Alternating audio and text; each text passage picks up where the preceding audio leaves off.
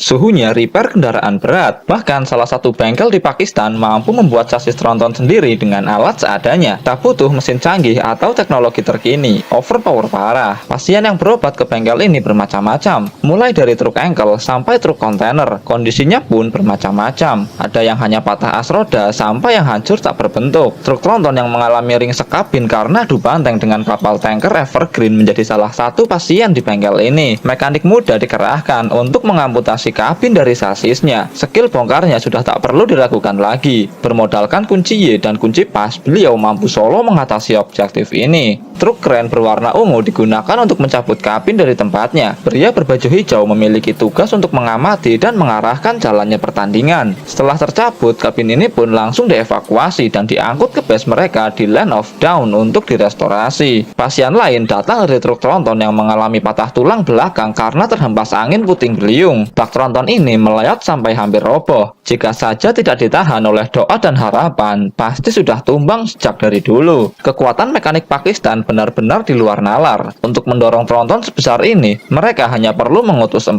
orang. Bahkan tanah di sana cukup becek dan tidak rata, berbeda dengan permukaan aspal yang rata. Tapi hal ini bukanlah masalah. Dengan kerjasama tim dan tekad yang kuat, mereka mampu menggerakkannya. Truk kren Hino abad 20-an digunakan untuk mencabut bangkai ini dari tempatnya. Rantai pengait harus dikaitkan di titik yang krusial, tidak bisa sembarangan. Kapasitas truk kren ini mencapai ratusan ton, sehingga mengangkat bak tronton sebesar ini bukanlah masalah. Sebelum direstorasi, sasis ini perlu dipisahkan dari semua komponen yang menempel. Untuk memudahkan memindahkan roda tronton, beliau ngide untuk mengaitkan balok kayu ke per daun. Mereka terlihat sudah khatam betul untuk membongkar sasis. Walaupun terlihat santai, tapi objektif ini dapat diselesaikan dengan cepat. Skill 2 dengan high magical penetrasi digunakan untuk melelehkan baut yang mengunci sasis. Sasis truk ini sudah berusia ratusan abad dengan jarak tempuh yang mencapai 80.000 km.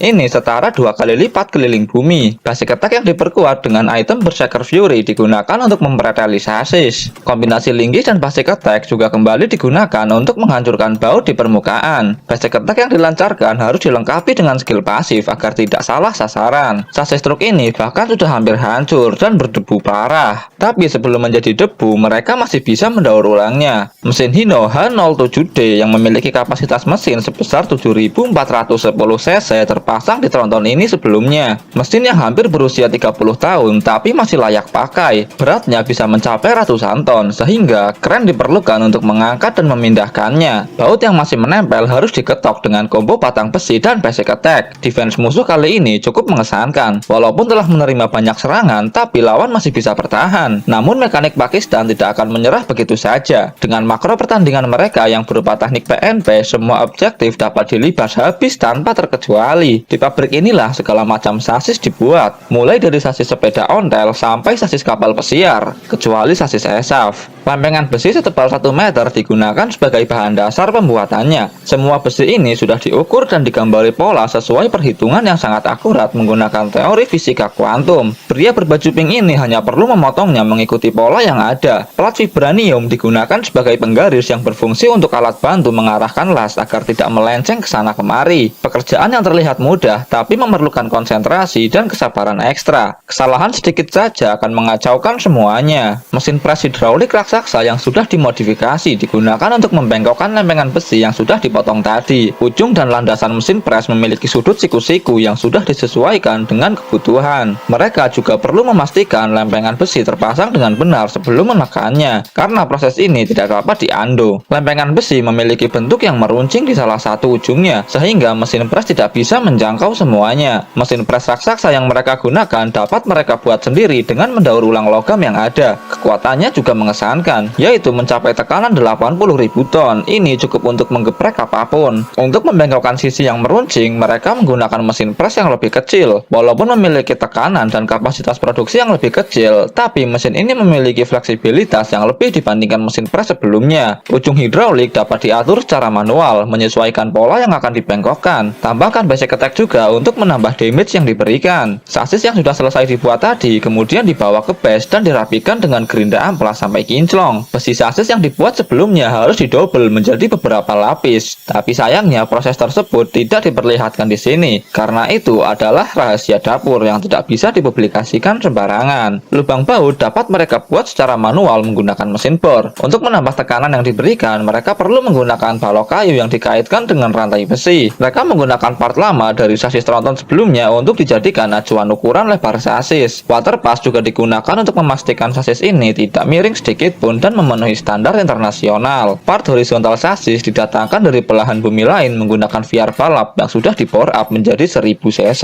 Memasang besi horizontal ini tinggal PNP saja, tidak perlu merubah apapun, hanya menambahkan sedikit dorongan menggunakan dongkrak ulir agar bisa masuk. Pria berkacamata dan memakai ketuk ini bahkan bisa solo menyelesaikan objektif tersebut. Dia menggunakan paku bumi dan basic attack untuk menandai titik krusial yang akan diserangnya nanti. Bor kembali digunakan untuk membuat lubang dudukan baut. Kombinasi rantai dan balok kayu juga diperlukan untuk menambah tekanan. Metode ini mampu meningkatkan damage yang dihasilkan sebanyak 100%. Semua lubang baut ini mereka buat secara manual, hanya menggunakan perhitungan yang rumit dan penggaris konvensional untuk menentukan titiknya. Objektif terakhir yaitu menyatukan kembali semua part menjadi satu. Memasang baut pada sasis tronton ini juga tidak bisa sembarangan. Mereka perlu menggunakan combo skill 1 dan basic attack. Cara seperti ini dapat mengunci dengan sempurna secara permanen. Tanpa takut, baut akan terlepas kembali nantinya. Safety tingkat maksimal. Jadi saya menyarankan kalian agar menggunakan cara ini untuk memasang baut oli. Dijamin motor akan awet dan tahan banting. Memasang ban tronton juga bukanlah hal yang sulit. Mereka hanya perlu bantuan dari truk keren untuk mengangkat sasis, dan selebihnya bisa mereka atasi sendiri. Mesin H07D kembali dipasangkan ke sasis truk. Mesin yang memiliki kualitas terbaik mampu menempuh jarak hingga jutaan mil dengan usia pakai maksimal hingga 1 juta tahun. Kabin truk yang baru direstorasi kemarin di-pick untuk dipakai di pertandingan. Kabin ini terletak di atas rooftop karena baru saja selesai dijemur untuk mengeringkan catnya. Kombinasi warna ungu dan chrome menjadi request customer yang harus dipenuhi. Beberapa player memilih untuk menyerang kabin ini secara bersamaan agar lebih cepat memenangkan pertandingan.